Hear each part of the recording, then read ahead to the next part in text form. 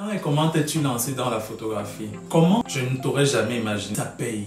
Tu survis. Là, ce sont quelques questions que j'ai eu à recevoir depuis que je me suis lancé en tant que photographe. Je suis Jerry Sanj de Jerry Sanj Photographie. Bienvenue sur notre chaîne YouTube.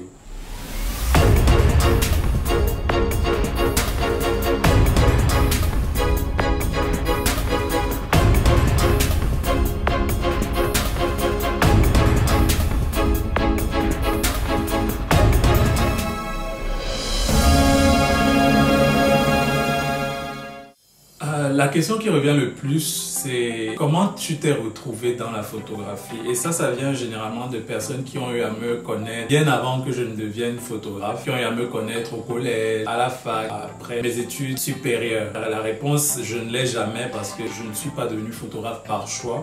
Il est important que je le dise. Si j'avais prévu de devenir photographe un jour, je me serais mieux préparé. Comme je le dis dans une autre de mes vidéos, j'ai commencé à pratiquer la photographie à la fac en fait. J'avais toujours un téléphone qui me permettait de prendre de bonnes images, ne serait-ce que pour l'époque. Je n'arrêtais pas de photographier mes sœurs ou mes amis. Quand on était à une fête, c'était naturel que ce soit moi qui prenne des photos du temps qu'on passait à la fête, des réunions qu'on avait en famille, des petits anniversaires. C'était toujours à moi que revenait cette tâche. Et j'adorais prendre des photos et les retoucher sur mon téléphone à travers une application préférée, Pixar. Et je me rappelle que ma maman avait toujours un appareil photo à la maison. C'était une nécessité pour elle d'avoir un appareil photo. Kodak, Fuji, un appareil Samsung que j'ai vraiment adoré. C'était toujours des point and shoot, mais quand elle avait un appareil, je le shippais et puis je le gardais dans ma chambre. Je pense que je suis quelqu'un de très visuel.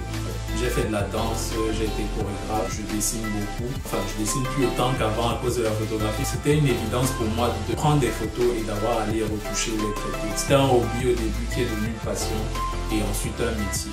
J'ai un cousin il était autant visuel que moi. Il aimait prendre des photos de mes sœurs, de ses sœurs. La première fois que j'entends parler de Photoshop, c'est par lui.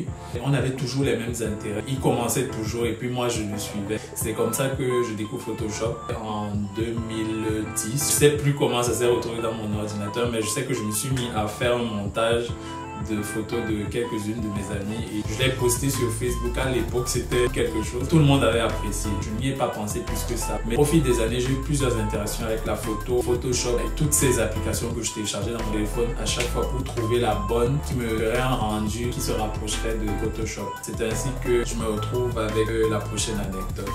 Parce que je prenais des photos de ma soeur qu'elle postait sur Instagram quand ça venait juste de commencer. Et puis un de ses amis qui voulait se lancer dans la mode lui dit mais qui prend tes photos et avec quoi? Elle ne lui a pas dit que je prenais les photos avec le téléphone. Il a demandé à ce que je prenne des photos de sa marque avec ses amis.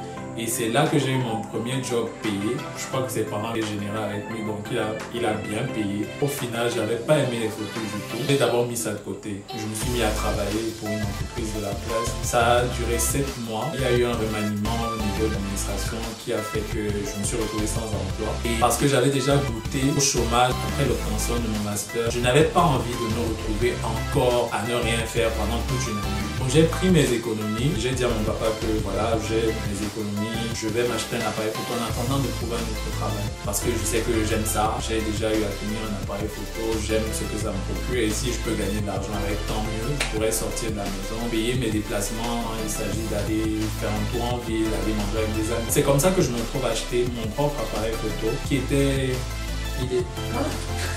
Il est là. Je savais vraiment pas qu'il était là. Je l'ai acheté en novembre 2016 et c'est comme ça que mon aventure commence dans le milieu de la photographie professionnelle.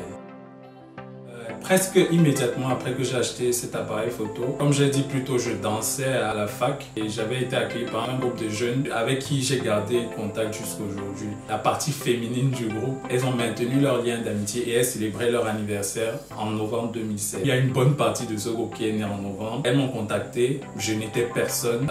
Elles m'ont donné une chance de célébrer avec elles. Elles m'ont payé. Je suis allé, c'était à Limbé. Je m'y suis rendu avec juste mon appareil photo. J'ai montré là et j'ai passé toute l'après-midi avec elles, je les ai prises en photo. Elles étaient pratiquement 9 et 10, je sais plus. Mais j'ai pris chacune en photo et c'est une expérience dont je suis tellement reconnaissant parce que il suffit d'une personne pour vous donner une chance et le reste du trajet se dessine tout seul.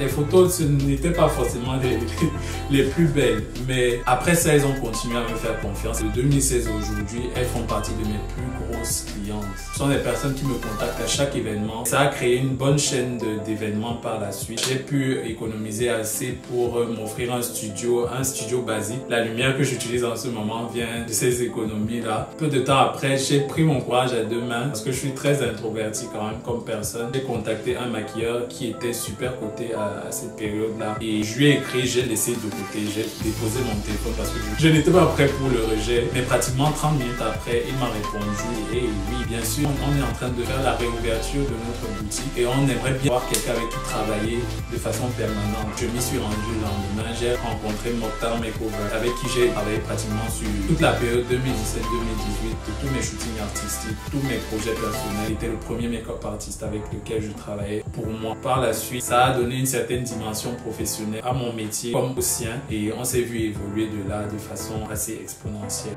Il suffit vraiment d'une seule chance, d'une seule personne. J'ai eu à écrire à d'autres qui n'avaient pas forcément répondu. Je ne leur en tiens pas rigueur. C'était nécessaire que je dise d'où je viens, comment ça évolue. Je ne vais jamais oublier ce conseil d'un photographe que j'avais rencontré en 2017 qui m'a fait vraiment mal parce que je l'ai pris personnellement. J'ai pensé à l'époque que c'était une attaque. Mais il m'a dit, si tu le fais pour l'argent, abandonne. Tout ce que j'arrivais à voir à l'époque, c'est il est déjà en train de me voir comme quelqu'un qui va échouer. Pourquoi il me dit ça si lui il est photographe depuis tout ce temps? Pourquoi moi je pourrais pas? Aujourd'hui, je vois la pertinence de son argumentaire parce que avec cette période de confinement qui vient juste de s'achever, si j'avais l'impression que je perdais de l'argent, clairement j'en ai perdu. Mais si j'avais l'impression que je travaillais pour l'argent, j'allais sentir que j'ai perdu de l'argent.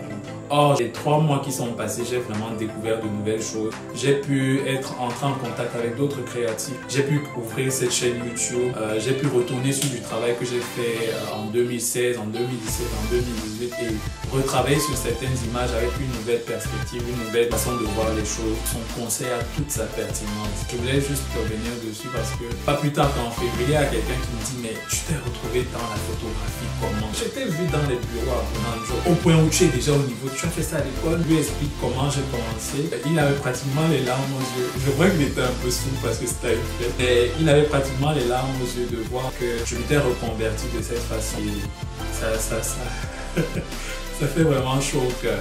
Donc je voulais partager avec vous ma reconnaissance de ce métier, des clients que j'ai eu, vraiment de belles personnes, soit des parents, nouveaux maris, des chefs d'entreprise, des agences de communication. Ne serait-ce qu'en disant ça, je ressens une vraie chaleur là. Et je voulais partager ce parcours avec vous. Vous qui êtes juste au début de vos carrières, vous n'avez pas forcément besoin d'avoir fait des études pour ça. Je me suis formé entièrement en ligne. C'est bien d'avoir des ateliers à son actif, de participer à des meetings comme je vois beaucoup de photographes le faire. Mais vous n'avez pas forcément d'avoir un canevas formel de la chose pour arriver à un certain niveau. Moi, j'apprends tous les jours. Moi, je suis encore au stade embryonnaire. Je crois que l'industrie même à son stade embryonnaire parce que beaucoup de gens n'ont même pas encore l'idée de la photographie en tant que métier. Donc, il est très important de voir que des gens sont en train de se lancer dedans et qui n'ont pas forcément besoin d'avoir tous le même vécu, le même parcours. Donc, c'est pour ça aussi que j'ai créé cette chaîne. Je remercie tout le monde de s'y être abonné, de participer à en commentant, en partageant, likant, s'abonnant à la chaîne. Donc, je suis Jerry Sandro de Jerry Sandro Photographie. Merci d'avoir suivi la vidéo d'aujourd'hui. À la prochaine.